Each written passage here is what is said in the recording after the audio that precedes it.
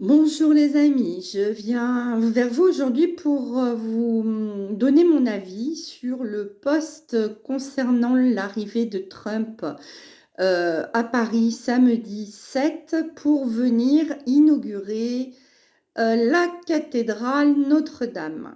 Alors, qu'est-ce que cela peut signifier?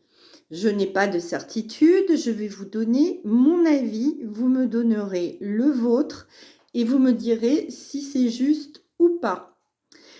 Vous savez que Trump, de toute façon, ne voyage pas avec, enfin, à titre personnel, il est sous protection hein, au Mont Cheyenne et il envoie donc des clones pour le représenter lors des meetings et discours et autres. Donc là, ce ne sera pas le vrai Trump. Ça, c'est une première chose. Pourquoi Trump va-t-il inaugurer un bâtiment satanique? Alors là, c'est le comble du comble. Là où ont lieu depuis des millénaires, depuis, oui, le soi-disant Moyen-Âge, mais bien avant, en fait, des sacrifices humains. Pourquoi irait-il dans un lieu pareil?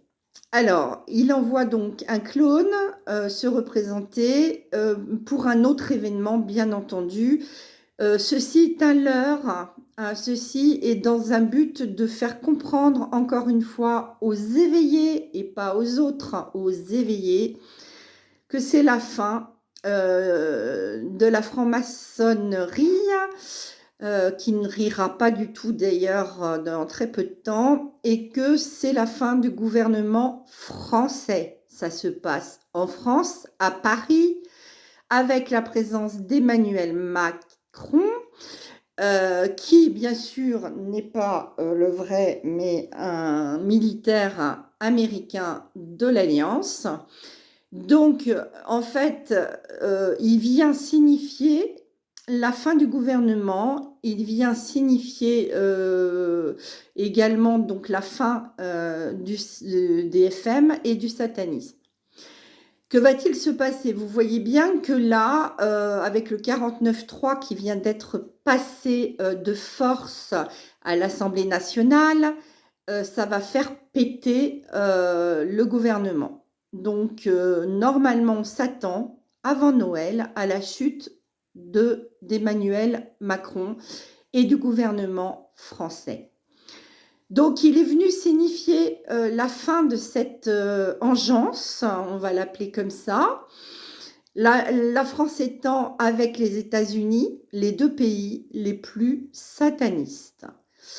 Donc, moi, c'est mon avis. Hein, c'est pas celui donné par mes confrères. D'ailleurs, je n'ai pas été sur d'autres chaînes pour avoir l'avis des autres. Je vous donne le mien à chaud. Vous me donnerez votre avis et je pense être dans la justesse et nous constaterons avant Noël si mes propos étaient d'actualité. Voilà, je vous souhaite une excellente journée. En tout cas, pour moi, la semaine commence très bien avec ces annonces et je vous embrasse très fort et à très bientôt.